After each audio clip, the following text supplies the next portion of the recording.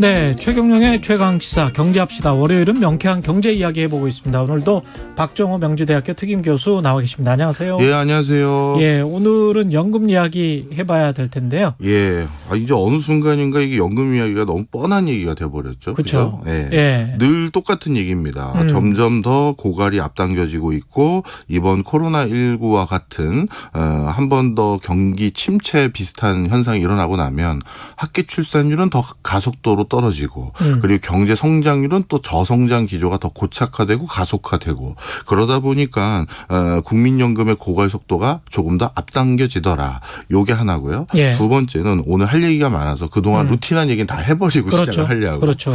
두 번째는 뭐냐면 지금 이런 상태에서 또 이 얘기가 다시 나온 이유가 뭐냐. 국가에서는 5년 단위로 국민연금이 잘 건전하게 뭐라 할까요? 남아있는지 앞으로는 어떻게 되는지 시계열을 정례적으로 조사하는데 그 5년간의 그 조사가 이제 시작돼 가지고 내년에 이제 또 발표가 될 텐데 그런 시점들까지 맞물리면서 요즘 우리 사회에서 국민연금이 다시 한번 더 이슈가 되고 있는 상황입니다. 특히 또 국민연금 수익률도 낮더라. 예. 뭐 시장 상황이 워낙 안 좋으니까. 맞습니다. 지금 뭐 국민연금 그러면 일반적으로 투자하는 용처가 크게 뭐 기타까지 합치면 4가지라고 보면 되는데요. 우리 개인들의 재테크랑 똑같습니다. 조금 다른 점은 채권의 비중이 제일 높다는 거고요. 예. 그거는 이제 국가의 어떻게 보면 미래 자산에 해당되고 국민들 전체의 노후에 해당되는데 가장 안전한데 일단 뭐라 할까요? 많은 비중으로 돈을 넣어놔야 되잖아요. 예. 그런데 채권이라는 것도 장기적으로는 경제 성장률과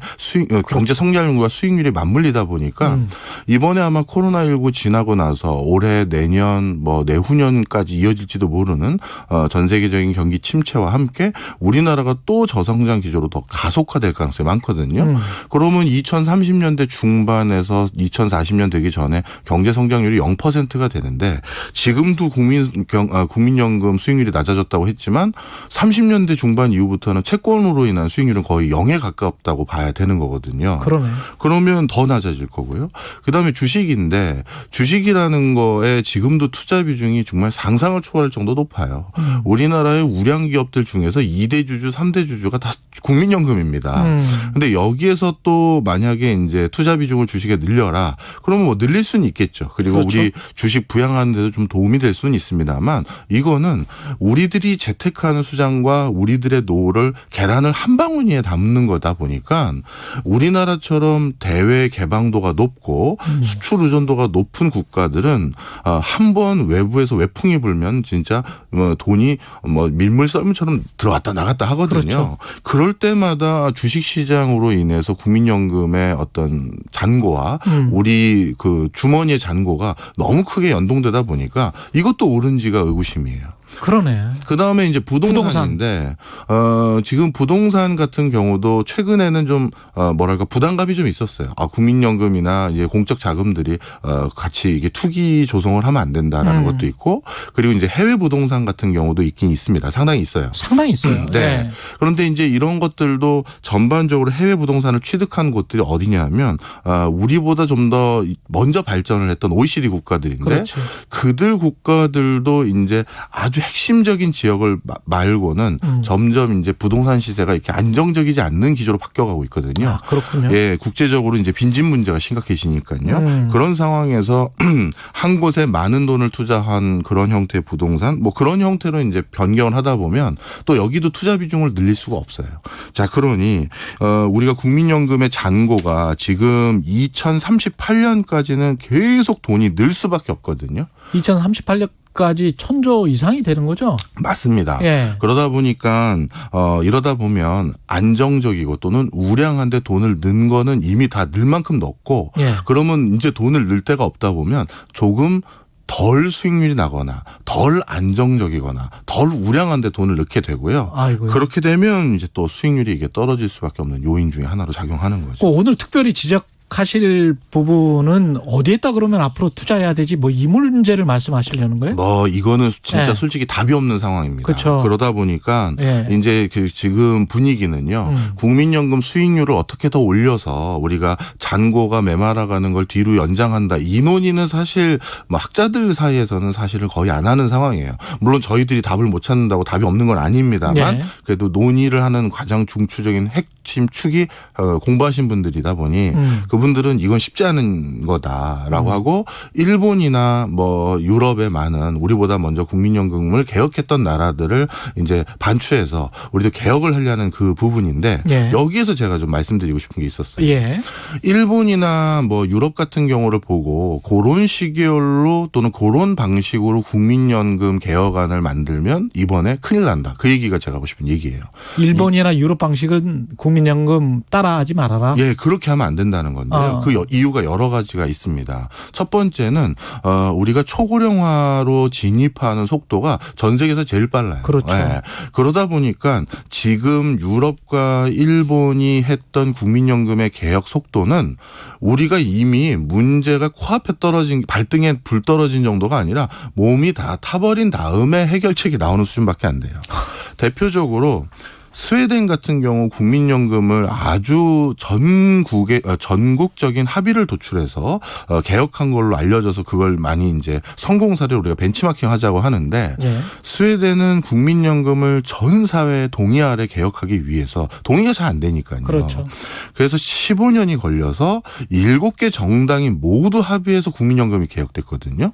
거기다 우리보다 인구가 훨씬 적잖아요. 그것도 그렇고요. 예. 근데 15년이 걸린다는 건 아까 말씀드린 것처럼 지금 저희가 이제부터 개혁 논의에서 15년 뒤면 이제 국민연금이 본격적으로 고갈될 시점부터 이제 개혁안을 얘기한다라는 건데 그때는 사회적 합의라는 게 이루어지기 정말 쉽지가 않고 이루어져봤자 의미가 없어요. 그동안 어떻게 덜 내든지 어떻게 받을 건지에 대한 합의가 그 전에 일어나야 고갈 속도를 훨씬 더 늦추는 건데 너무 늦은 거고요. 그런데 이제 우리나라뿐만 아니라 전 세계적으로 국민연금을 방금 스웨덴처럼 15년 이상의 합의가 거치지 않으면 특정 그 개혁안에 깃발 꽂았던 정당이나 정치인들이 크게 뭐랄까요? 상처를 받아요. 대표적으로 일본도 한 10몇 년 동안 더 정확히 말하면 30몇 년 동안 일본 사회에서 국민연금과 후생연금을 어떻게 할 건지 일본 연금 구조가 두 개인데 그걸 논의를 했었는데 그걸 1999년에 일본이 이제 크게 경제적 충격을 받고 나서 그 개혁안을 진행하는 걸 또 다시 한 5년 미뤘다가 예. 고이즈미 때 2004년도에 그 드디어 개혁안을 이제 시행을 했거든요. 시행이 간단해요. 돈 좀 더 내주십시오예요. 단계적으로. 그랬더니만 2004년도 7월 달에 고이즈미가 참의원 선거 때 자민당이 대패를 한 적이 있어요. 그 뒤로 일본에서도 다시 선거 기간 때는 국민연금 얘기를 잘 안 꺼내요. 네. 근데 우리는 선거가 2024년 총선이니까 하려면 올해나 내년에는 국민연금 이야기를 여야가 해야 되지 않을까요? 자, 그런데 이제 결국은 어느 네. 쪽에서 얘기를 하면 다른 쪽에서 저쪽 의견이었다라고 하면서 물론 양쪽에서 모두 필요한다는 건 아는데 누가 먼저 얘기를 꺼내느냐를 바탕으로 그걸 뭐랄까 더 씌우려고 한다고 해야 되나요? 네.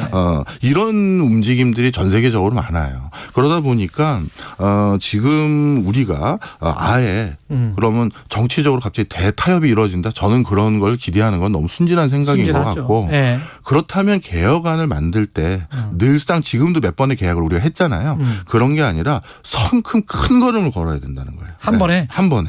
네. 그래서 이번에도 조금 수정하고 그런 게 아니라 한 번의 개혁안을 큰 거를 이제 얘기를 하면서 차라리 뭐 5년이 좀 더 걸리더라도 그걸 얘기해야 된다는 게 하나고요. 그게 스몰 스텝 하지 말고 이거는 빅 자이언트 스텝으로 가야 된다. 그럼요. 왜냐하면 우리나라 초고령 속도가 너무 빠른 게 있고요. 예. 그다음 두 번째, 유럽이나 일본처럼 우리가 정년 연장을 해가면서 국민연금을 개혁하는 방식도 이것도 맞지 않는다는 거예요. 예. 이것도 좀 설명을 드리면 일본 같은 경우는 최근에 2021년에 정년을 거의 또 연장을 해서 이제 70까지 일을 하는 걸로 바꿨고요.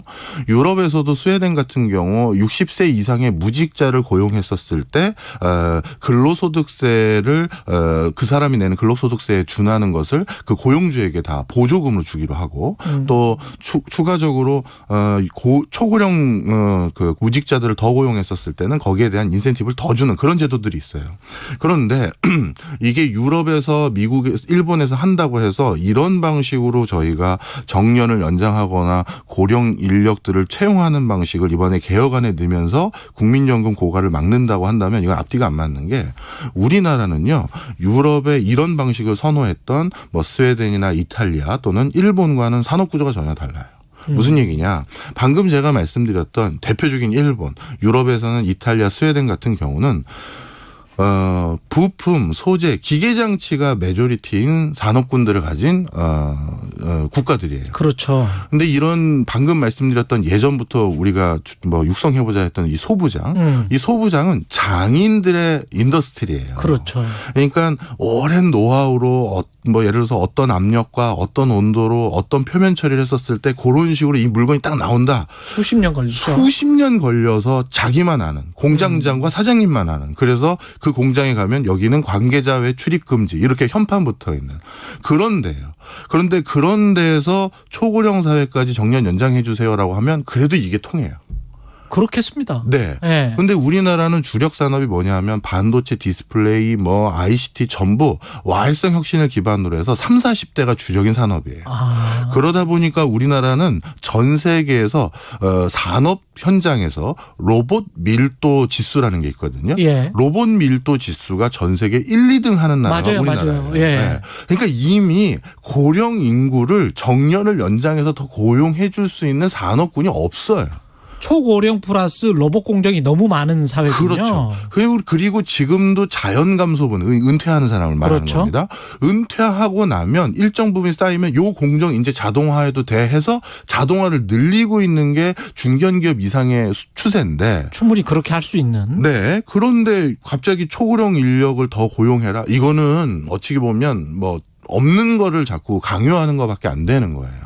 우리 산업군에는 맞지 않다. 맞지 않는 거예요. 그래서 이것도 우리가 적용해서는 안 되는 거고요. 심각하네. 예, 그러다 보니까 하여튼 유럽과 일본 등이 추진하는 걸 벤치마킹해서 전례 삼아서 우리도 이렇게 해보자라는 논의로 흘러갈 것 같은데 그건 답이 안 된다. 그러니까 시간을 가지면서 조금씩 뭐 수급하는 돈을 액수를 줄이든가 아니면 돈을 내는 액수를 늘리든가 뭐 이런 식으로 가지 말고 한꺼번에 그러면 확 늘리고 맞아요. 확 줄여야 된다 이런 말씀이십니까? 네, 그것도 필요하고 기타 부수적으로 뭐 정년 연장이니 그다음에 고령 인구를 고용했었을 때 보조금으로 그걸 뭐 상쇄할 수 있다 이런 것도 효과를 기대하기가 어렵다. 그러니 더 성큼 가야 되고 그다음에 외국 같은 경우는 직능연금이라고 해서 특정 직업군에 연금 주는 거 우리로 따지면 공무원 연금, 군인 연금이죠. 예.